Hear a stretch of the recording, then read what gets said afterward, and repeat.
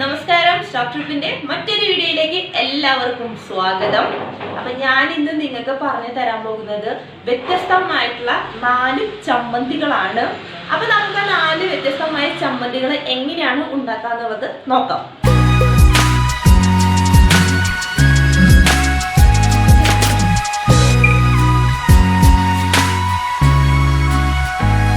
ആദ്യം നമുക്കപ്പോൾ മുതിര ചമ്മന്തി എങ്ങനെ ഉണ്ടാക്കണമെന്ന് നോക്കാം.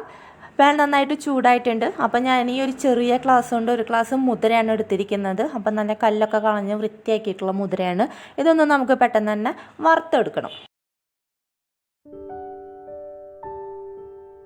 മുതിര നന്നായി വറുത്തെടുത്തിട്ടുണ്ട്. അപ്പോൾ നമ്മൾ ചമ്മന്തിയൊക്കെ ഉണ്ടാക്കുമ്പോൾ ഏറ്റവും നല്ലത് വെളിച്ചെണ്ണയാണ്. അപ്പം നല്ല മണവും രുചിയൊക്കെ ഉണ്ടാവും. അപ്പോൾ കുറച്ച് വെളിച്ചെണ്ണ ഒഴിക്കുക. നമുക്ക് എരിവിനനുസരിച്ചിട്ട് മുളകിൻ്റെ എണ്ണം കൂട്ടിയും കുറയ്ക്കുകയൊക്കെ ചെയ്യാം. അപ്പം ഞാനിവിടെ 4 വറ്റൽമുളകാണ് എടുത്തിട്ടുള്ളത്. അപ്പോൾ അത് നന്നായി വറുത്തെടുത്തിട്ടുണ്ട്. അതിലേക്ക് ചെറിയ ഉള്ളി, കുറച്ച് വേപ്പില, ഇതും കൂടി ഇട്ടിട്ട് നന്നായിട്ട് നമുക്ക് ഒന്ന് വഴറ്റിയെടുക്കാം. അപ്പോൾ ഈ വറുത്ത് വെച്ചിട്ടുള്ള മുതിര, മുളക്, ഉള്ളി, വേപ്പില ഇതെല്ലാം ഒരു ജാറിലേക്ക് ഇട്ട് കൊടുക്കാം. പിന്നെ ആവശ്യം പുളി ഇട്ട് കൊടുക്കാം, ഉപ്പ്, പിന്നെ കുറച്ച് വെള്ളം കൂടി ഒഴിച്ച് നന്നായിട്ട് ഇത് നമുക്ക് അരച്ചെടുക്കാം. അങ്ങനെ വളരെ സ്വാദിഷ്ടമായിട്ടുള്ള മുതിരച്ചമ്മന്തി റെഡി ആയിട്ടുണ്ട്.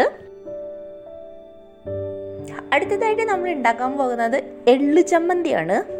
അപ്പോൾ എള്ളു ചമ്മന്തി ഉണ്ടാക്കാൻ വേണ്ടിയിട്ട് ഞാനിവിടെ എടുത്തിരിക്കുന്നത് നെയ്യാണ്. അപ്പോൾ അതിലേക്ക് കുറച്ച് ചുവന്നുള്ളി, ഒരു 4 വറ്റൽമുളക്, കുറച്ച് കറിവേപ്പില ഇട്ട് നന്നായിട്ട് ഫ്രൈ ചെയ്തെടുക്കാം. ഇപ്പോൾ എള്ളു ചമ്മന്തി ഉണ്ടാക്കാൻ വേണ്ടിയിട്ട് വെളിച്ചെണ്ണ ഓയിലൊന്നല്ല ഉപയോഗിക്കുന്നത്, നെയ്യാണ്. അപ്പോൾ അതിൻ്റെ ഒരു പ്രത്യേക മണവും ടേസ്റ്റുമാണ് വരുന്നത്.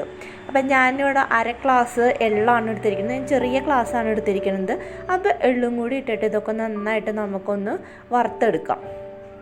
അപ്പോൾ എള്ള് മാത്രമാകുമ്പോൾ എള്ളിനൊരു ചെറിയൊരു കയ്പ്പ് രസം ഉണ്ടാവും. അപ്പോൾ നമ്മൾ ചിരകി വെച്ചിട്ടുള്ള കുറച്ച് തേങ്ങയും കൂടി ഇതിലേക്ക് ഇട്ടിട്ടാണ് നമ്മൾ ഈ ചമ്മന്തി അരച്ചെടുക്കുന്നത്.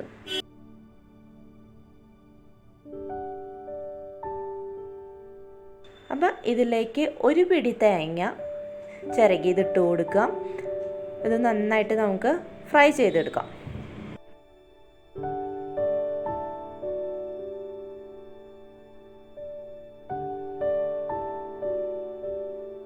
അപ്പോൾ തേങ്ങ അതെല്ലാം റെഡി ആയിട്ടുണ്ട്. അപ്പോൾ അതിലേക്ക് പുളിക്ക് ആവശ്യമുള്ള കുറച്ച് പുളി, ആവശ്യത്തിന് ഉപ്പും ചേർത്ത് ഇത് നന്നായിട്ട് നമുക്ക് കുറച്ച് വെള്ളവും ചേർത്ത് അരച്ചെടുക്കാം.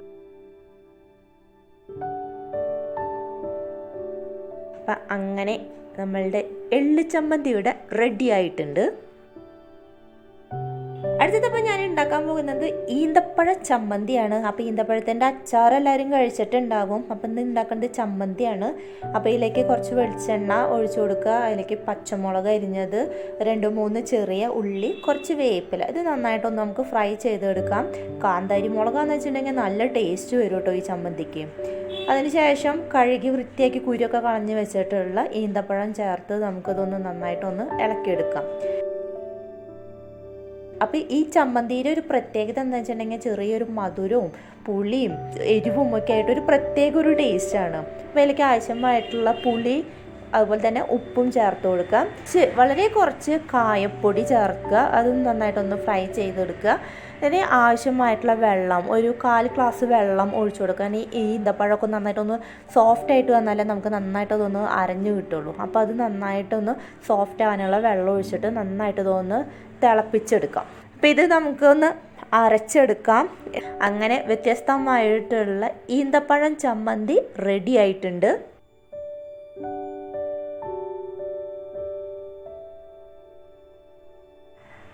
അപ്പോൾ അടുത്തത് ഞാൻ ഉണ്ടാക്കാൻ പോകുന്നത് ഇഞ്ചി ചമ്മന്തിയാണ്. അപ്പോൾ ഈ ഇഞ്ചി ചമ്മന്തി ഉണ്ടാക്കാൻ വേണ്ടിയിട്ട് കുറച്ച് വെളിച്ചെണ്ണ ഒഴിച്ചു കൊടുക്കുക. അതിലേക്ക് എരിവിന് ആവശ്യമായ വറ്റൽമുളകും കുറച്ച് കറിവേപ്പില ഇട്ടിട്ട് അതൊന്ന് ഫ്രൈ ചെയ്ത് കൊടുക്കണം. അപ്പോൾ ഇത് ചമ്മന്തി ആണ്, അതുപോലെ തന്നെ ചട്നി ആയിട്ട് ഉപയോഗിക്കുക. അപ്പം നമുക്ക് ഈ ഒരു ചമ്മന്തി ചോറിന് മാത്രമല്ല ഇഡ്ഡലിക്കും ദോശയ്ക്കും ഒക്കെ ഒരു നല്ലൊരു കോമ്പിനേഷൻ കൂടിയാണ്. അപ്പോൾ മുളകും വേപ്പിലയൊക്കെ നന്നായിട്ട് ഫ്രൈ ആയി വന്നിട്ടുണ്ട്.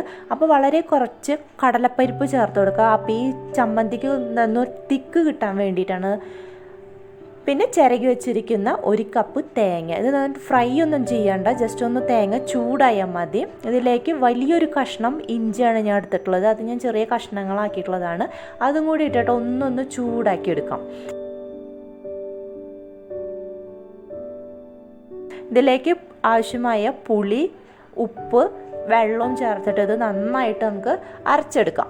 അപ്പോൾ നമുക്കിതൊന്ന് കടുക് താളിക്കണം. അപ്പോൾ അതിന് വെളിച്ചെണ്ണ ചൂടായിട്ടുണ്ട്. അപ്പോൾ അതിലേക്ക് കടുക്, കുറച്ച് ഉലുവയും ഇട്ട് കൊടുക്കുക. അപ്പോൾ അത് നന്നായിട്ട് പൊട്ടി വരുന്ന സമയത്ത് വറ്റൽമുളക്, കുറച്ച് കറിവേപ്പില ഇട്ടത് താളിച്ചെടുക്കാം. അപ്പം അങ്ങനെ വളരെ സ്വാദിഷ്ടമായ ഇഞ്ചി ചമ്മന്തി ഇവിടെ റെഡി ആയിട്ടുണ്ട്. വ്യത്യസ്തമായ ഈ 4 ചമ്മന്തികൾ നിങ്ങളെല്ലാവരും ട്രൈ ചെയ്ത് നോക്കണം. അപ്പോൾ വീഡിയോ ഇഷ്ടപ്പെട്ടിട്ടുണ്ടെങ്കിൽ എല്ലാവരും ലൈക്ക് ചെയ്യണം, ഷെയർ ചെയ്യണം. നമ്മളുടെ ചാനൽ സബ്സ്ക്രൈബ് ചെയ്തിട്ടില്ലെങ്കിൽ തീർച്ചയായും സബ്സ്ക്രൈബ് ചെയ്യണം. അപ്പോൾ അടുത്ത വീഡിയോയിൽ കാണാം. അതുവരയ്ക്കും എല്ലാവർക്കും ബൈ.